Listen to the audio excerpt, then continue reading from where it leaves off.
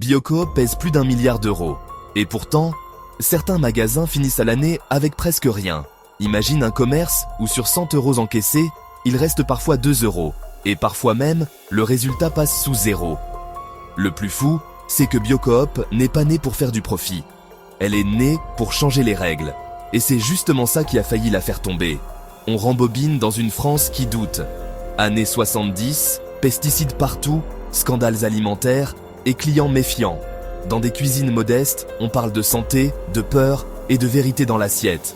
Des producteurs veulent cultiver autrement. Des familles veulent acheter autrement. Alors ils font simple. Ils se regroupent. Ils créent des coopératives d'achat local. Pas pour devenir riches, pour reprendre le contrôle. À cette époque, tout est artisanal. Des feuilles papier, des cartons, des cagettes et des horaires bricolés. Les produits arrivent dans des camionnettes fatiguées. On pèse, on note, on discute, on explique. Le bio n'est pas un rayon. C'est une conviction. Le magasin ressemble plus à un lieu de réunion qu'à une machine commerciale. Puis, l'idée grandit. Début des années 80, plusieurs groupes locaux se rapprochent. Ils comprennent qu'ils ont le même combat. Ils veulent une filière propre. Ils veulent de la transparence réelle. Ils veulent une règle commune pour éviter le faux bio. Et pour éviter les opportunistes. Alors arrive un moment fondateur. Une charte, une promesse de réseau, un cadre partagé. Chaque magasin reste indépendant, mais accepte des engagements forts. Du 100% bio, pas d'OGM. Un commerce qui refuse le cynisme et le pur marketing. La croissance est lente. Parce que Biocoop ne ressemble à rien de connu. Et parce qu'elle refuse les raccourcis. Pas de publicité massive, pas de marques industrielles partout. Beaucoup de bouche à oreille, beaucoup de pédagogie. Beaucoup de clients qui viennent par conviction. Mais dans l'ombre, un problème se prépare déjà. Quand tu grandis, l'idéalisme ne suffit plus. Il faut livrer à l'heure. Il faut remplir les rayons. Il faut gérer les ruptures. Il faut négocier. Et là, la réalité du commerce te rattrape. Au début des années 2000, Biocoop change de rythme. Les magasins se multiplient. La demande de bio monte. Le public n'est plus seulement militant. Le bio devient un choix de confort, presque un style de vie. Et Biocoop voit une opportunité immense. Pour grandir, il faut une colonne vertébrale. Alors Biocoop s'équipe. Une centrale d'achat, des plateformes logistiques, des entrepôts, des flux optimisés, des palettes standardisées, des camions qui roulent tôt le matin, des livraisons qui doivent être propres et régulières. C'est là que l'histoire se complique. Parce que plus un réseau grossit, plus il ressemble à ce qu'il critiquait. Et ce n'est pas une question de morale. C'est une question de mécanique. Biocoop se professionnalise. Le siège recrute des profils de la distribution. On parle de performance, de marge, de rotation. On parle d'agencement, de parcours client, de promotion. Les magasins doivent devenir plus lisibles, plus efficaces, plus rentables. Et au début, ça marche. Le bio explose après des crises alimentaires et des débats publics. Les rayons se remplissent. Les paniers augmentent. Le réseau passe des centaines de points de vente. Biocoop devient la référence. Puis un détail change tout. Quand tu deviens numéro 1, tu deviens une cible. Et la concurrence ne joue pas avec les mêmes règles. Dans les années 2010, les géants se réveillent. Carrefour pousse le bio en rayon. D'autres enseignes se mettent à racheter des chaînes déjà prêtes. Et surtout, ils font ce que Biocoop déteste le plus. Ils cassent les prix. Dans un supermarché classique, le bio devient une ligne parmi 1000 autres. On peut compenser les marges ailleurs. On peut négocier des volumes énormes. On peut faire des promotions agressives. Biocoop, elle, ne peut pas tricher autant. Parce qu'elle veut payer correctement les producteurs. Parce qu'elle refuse certains compromis. Et parce que son modèle est plus humain. Et c'est ici que la première erreur apparaît. Croire que l'image suffit. Croire que la fidélité est éternelle. Croire que le marché du bio ne peut que monter. Biocoop accélère encore. Ouverture partout. Nouveaux formats. Présence sur le territoire. Et plus le réseau grandit, plus il doit se standardiser. C'est logique. Quand tu as des centaines de magasins, tu ne peux pas improviser chaque rayon. Alors les historiques grincent. Ils voient arriver des règles, des référentiels, des plans de magasins, des promotions nationales, des consignes de présentation. Le militantisme devient une procédure. Et la chaleur du départ se refroidit. Si tu veux la suite des histoires vraies de marques comme celle-ci, abonne-toi et active la cloche. Puis arrive l'erreur de communication. Biocoop veut frapper fort, choquer, réveiller, faire peur aux consommateurs pour défendre le bio. Une campagne devient un symbole. Et la justice finit par condamner l'enseigne pour dénigrement. Une amende, mais surtout une image qui se fissure. D'un côté, les militants applaudissent, de l'autre, une partie du public se braque. Là, Biocoop apprend une règle brutale. En grand public, culpabiliser ne fidélise pas. Ça fatigue, et ça pousse à comparer les prix. Et puis arrive la période la plus dangereuse, la crise sanitaire. Au début, on croit que tout va s'arrêter. Puis c'est l'inverse, les paniers montent, les magasins tournent, le bio reprend un souffle.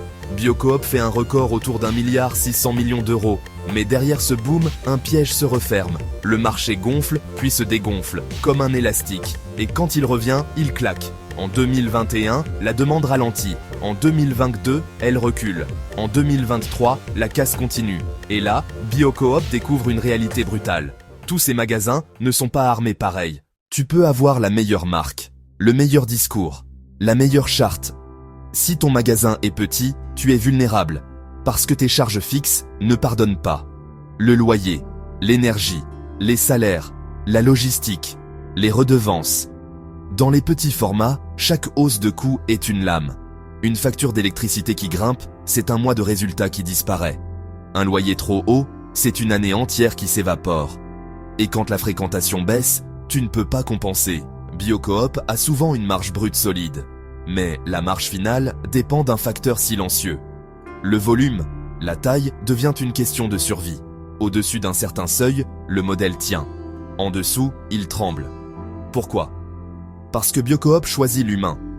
Beaucoup de conseils en magasin, beaucoup de temps avec les clients, du vrac, du suivi, de l'explication. Peu d'automatisation, peu de caisses automatiques. Donc plus de salariés par mètre carré. C'est cohérent, c'est même admirable. Mais c'est coûteux. Et quand l'économie se tend, ce coût devient une menace.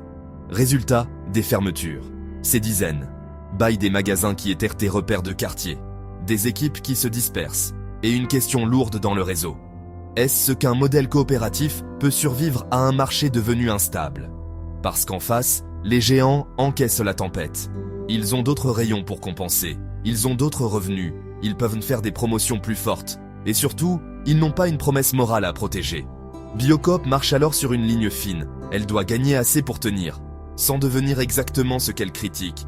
C'est le paradoxe Biocoop. Si elle reste pure, elle peut être trop chère et perdre du monde.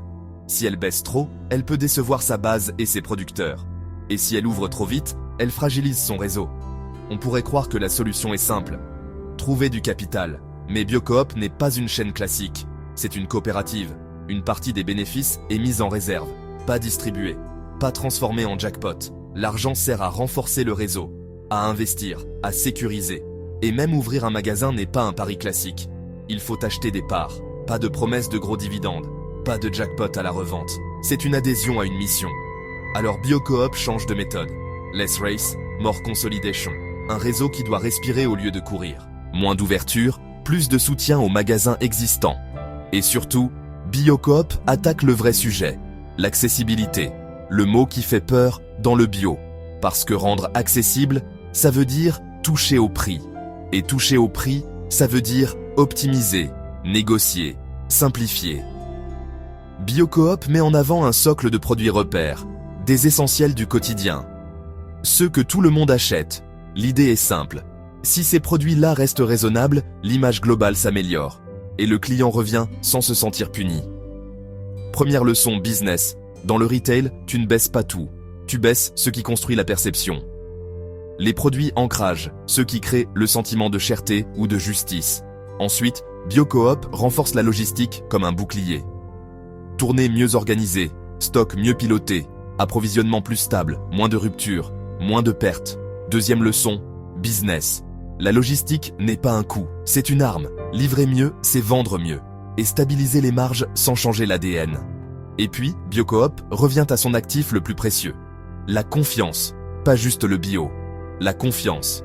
Et la confiance se nourrit de preuves. Des producteurs mis en avant, des origines visibles, des histoires locales, des partenariats concrets. Troisième leçon, business. Face aux géants, tu ne gagnes pas par la taille, tu gagnes par la cohérence et par le sens que tu donnes à l'achat.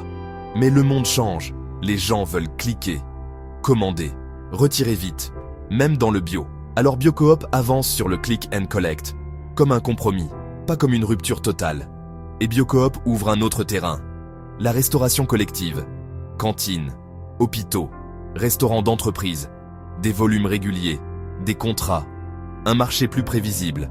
C'est stratégique. Parce qu'un réseau trop dépendant du client de quartier subit la météo économique. La restauration apporte une base plus stable. Aujourd'hui, Biocoop reste un géant. Mais un géant fragile. Pas construit pour empiler des profits. Construit pour durer avec une mission. Et ça change tout. Parce que l'histoire de Biocoop, ce n'est pas juste l'histoire du bio. C'est l'histoire d'une question immense. Est-ce qu'une entreprise peut grandir sans se trahir? Ou est-ce que grandir oblige toujours à se transformer? Dis-moi en commentaire quelle marque tu veux que j'analyse ensuite.